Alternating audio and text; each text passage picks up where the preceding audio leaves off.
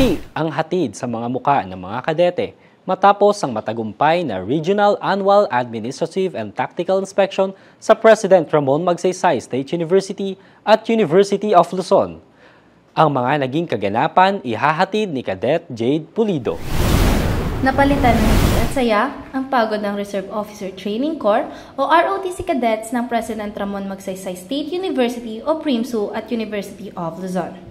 Matapos ang matagumpay na Regional Annual Administrative and Tactical Inspection o RAATI sa kani-kanilang universidad sa lalawigan ng Zambales at Pangasinan. Ibinida ng dalawang universidad ang kanilang angking galing sa Basic Military Command and Execution, Formation at Facing Marching mula sa isinagawang Battalion Ceremonial Parade at Rank Inspection.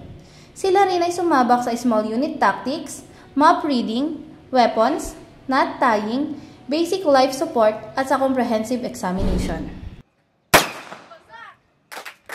Sa mensahe ni Dr. Chona D. Serio, NSTP Director ng PRIMSU, kanyang pinasalamatan ang sakripisyo ng bawat isa mula sa puspusang paghahanda at ilang buwang preparasyon para sa nakamit na tagumpay ng universidad.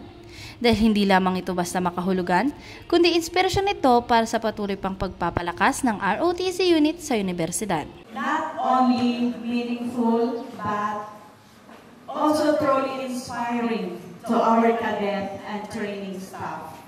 Sa ROTC unit naman ng University of Luzon, naging motibasyon ni Cadet Raymark Arenas ang mga paghihirap na pinagdaanan bilang isang kadete para sa pag-abot ng pangarap.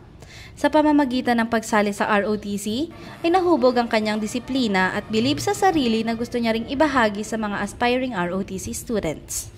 Bilang COQC, marami kang pwedeng paghirapan, marami kang times na manghihina ka, pero deep inside naman dapat magiging motivation mo yon bilang kadete.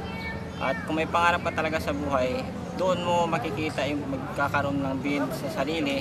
Masasabi ko lang sa mga aspiring na kadete natin soon, at marami pa sanang mag-join sa ROTC natin. Mag-motivate lang kayo ng sarili nyo, kayo sumuko.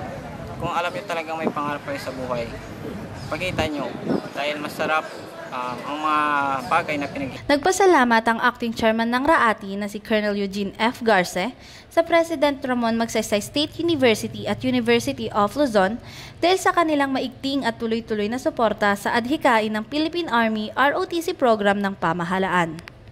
We shall witness the performance of our cadets after months of training and preparations. Today's presentation stands as the penultimate test of the cadets' hard work and dedication to the training.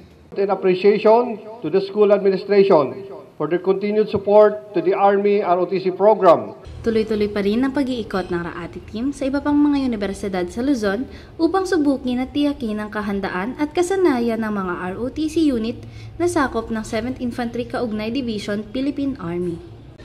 Mula sa Dagupan City, Pangasinan, ako si Cadet Jade Pulido, ang inyong pamilyang kausap.